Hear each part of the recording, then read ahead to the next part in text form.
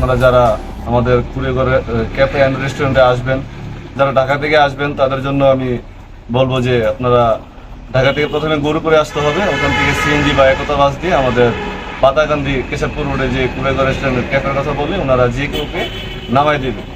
আর যারা কুমিল্লা থেকে আসবেন তাদের জন্য হলো আপনারা সেম প্রসেস, আপনি কুমিল্লা থেকে প্রথমে গরুপুরে আসবেন, তারপরে আপনি সিএনজি বা অটোরিকশা বা বাস হয়ে আপনাদের পাতাকান্দি কুড়িঘর রেস্টুরেন্টের সামনে বলে ওনারা নামিয়ে দেবে।